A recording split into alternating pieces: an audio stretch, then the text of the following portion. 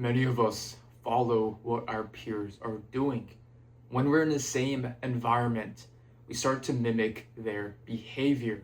You drink more, you start smoking, and when they start talking about gambling and sports betting, you start to inherit those habits. And now you've evolved into a new person that you may or may not want to be. You may not realize this, but you're trying to fit in by being relatable. If you see yourself slipping, do these 4 things to get your life back on track. Alright, the first thing that you have to do is write down the habits that you don't want to do and do the opposite. So sit down, take out a journal or a piece of paper and write down what you're currently doing, what you don't want to do, and think about, do these habits support my life?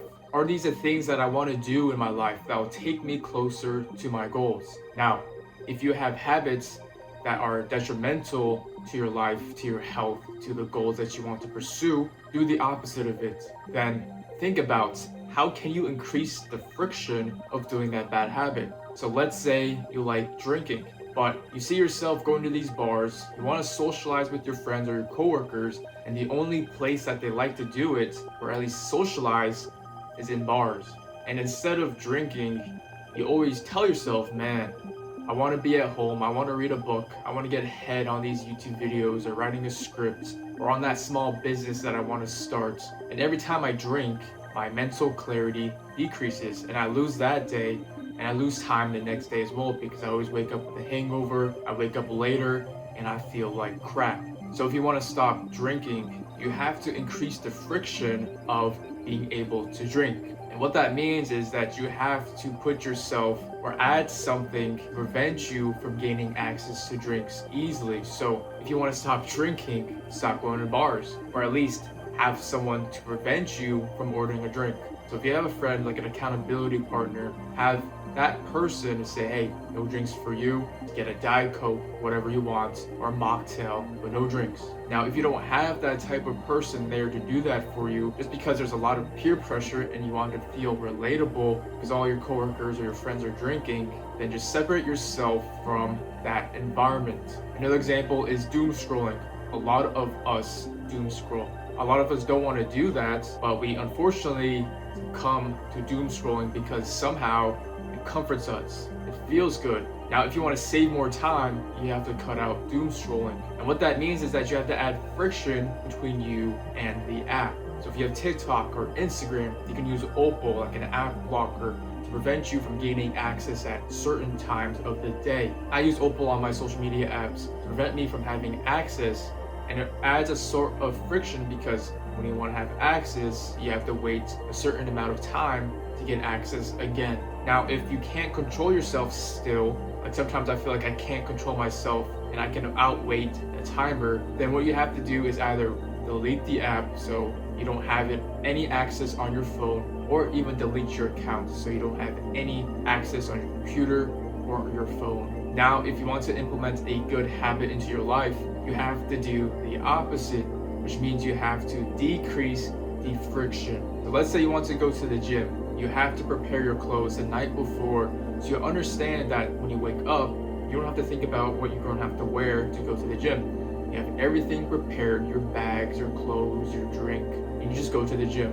If you hate driving to the gym after work, go in the morning when there's less traffic. Find a closer gym to your apartment or your house so you have less friction of gaining access to the gym. Now, this type of framework was talked about by James Clear. There was a book called Atomic Habits. But basically, you should implement this type of framework when you're going through your list. Now, while you're going through this list, think about which bad habits you can start swapping out with good. And once you identify the bad habits and the good habits that you currently have, start to increase the friction on your bad habits and start decreasing the friction on your good habits to help you start accomplishing your goals. All right, the next thing that you have to do is that you need to define your goals and then break it down into steps. So again, sit down, be on your sofa, on your bed, or on a chair. Close your eyes and visualize, what does your future self look like? This could be 3 years, 5 years, maybe even next year. Let's sit down and think, what is your day-to-day like? How do you feel? Where are you? What are you doing to your day to day? Who do you see around you? Who are you with? Think about all of these things. For example, if you want to be a spine surgeon, you have to think about yourself in 10 years. You live in New York City, you take the subway to go to work, go to the hospital, see whoever patients you need to see, do your surgery, you feel tired after work, it was a long day, get on the subway again, feel tired, but you also feel accomplished. You helped someone's life become better by doing that surgery. And you get back to your big apartment, to your wife, you eat, you work out, and you feel good. Now you can be more detailed about this because I don't want to become a spine surgeon. So it's hard for me to talk about it, but you have to think to this detail. Once you start to think about what you want your life to be like, you have to pull yourself back and understand, what do I need to do in order to accomplish that goal? So if your goal is to be a spine surgeon, like I said, what's the step back? The step back would be, what school do I have to go to? I'll probably have to do a specialty school in order to become a spine surgeon, and before that, I have to do some residency, and then before that, I have to get into medical school. And how do I get into medical school? I have to do this in order to boost my resume. I have to do more volunteering. I have to do more work or internships in order to get more experience to make myself a better applicant to go into medical school. And even before that, I have to do pre-med. What connections can I make? What can I do during my pre-med times to boost my resume in order to go into medical school as well, instead of just waiting until this last senior year of college to start to boost your resume? So this is a level of detail you need to think about when you're trying to accomplish that goal. You have to set the bar high, set the goal and the lifestyle that you want, and then slowly dissect every single action that you need to do in order to go from the top. So start from the top, dissect each step that takes you up there, and then go all the way down to the level that you're at. And this is where your habits play in. You have to think about, are the current habits that I'm doing helping me accomplish these steps in order to reach this goal? All right, the third thing that you need to do, which is critical, is auditing your friend group. Like I said, if you hang out with a bunch of people who only socialize in bars, but you don't want to drink, you don't want to feel like crap the next day, then you have to start thinking, are these people the best way to help me improve my life? And of course, these are probably great people, and you could bring up a point that you don't want to drink, you want to do something better to socialize instead of drinking. They may or may not want to accept that. While you do this, also think about what each friend is doing. How do they act? What are their values? What are the relationships like? Do their actions and values align what they're talking about or striving towards? Your social circle strongly influences your trajectory. It's like what everybody talks about, right? If you hang around 5 millionaires, you'll become the 6th. Like I said before, you'll start to adopt the habits that you're in. So if you're in an environment full of drinkers, smokers, gamblers, you'll start to become one. You'll start to morph into what they're in. But if you're in an environment of people who have what you want or are striving towards what you want as well, that's way better than being in a group of people who don't have the same values or doing things that you don't want to do. You have less friction, because instead of talking about sports or gambling, you talk about what they did in order to achieve that goal, or what they're doing currently in order to achieve that goal.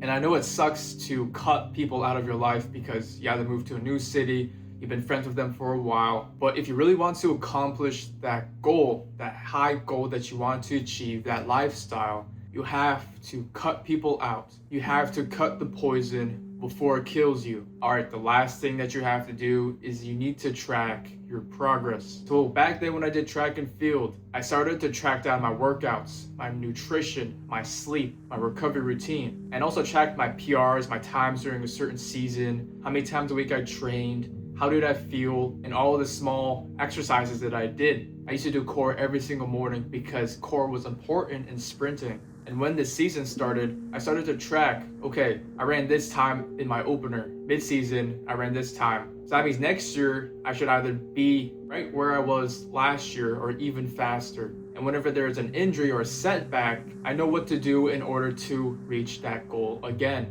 Now this happened to me many times. I was pretty much injured every season. And in my junior year of college, when I was hang cleaning, I dropped 185 pounds right on my left knee. And that set me back, way back, because that was during fall training. And I was training since the summertime to build my strength, my fitness, in order to, have a great season in 2023. So I hurt my knee in 2023, which was indoor season, but since I knew what I had to do because I tracked everything I did, I started to go extremely hard to putting myself back in the shape I was. And when 2024 season hit for outdoor, I started to perform way better, and I PR'd in my 100 meter on my last race. If I didn't track anything I did, if I didn't track the workouts, what I ate, how I felt, how much I slept, all the small exercises like core or stability or PT, or if I didn't even have my trainers to help me rehabilitate my knee, I wouldn't have PR'd in the 100 meter. I wouldn't have reached a higher peak if I didn't track what I did. So you can apply this to your life as well. Track your progress. What habits, what actions did you do in order to achieve that goal? And if you're still in the process of achieving that goal, still track. You have to understand where you're at in this journey. Maybe you're halfway, maybe you're a little closer, but you have to understand where you are in order to know what you need to keep doing. In order to track what you did, you can just write it down, put it in your computer, whatever you need, whatever is convenient for you, but just track it. Write down the dates, write down how you felt, what you did, what you ate, how much you slept, whatever your goal is, track the actions, what you did, the habits that you did, and do an audit every single week or every single month.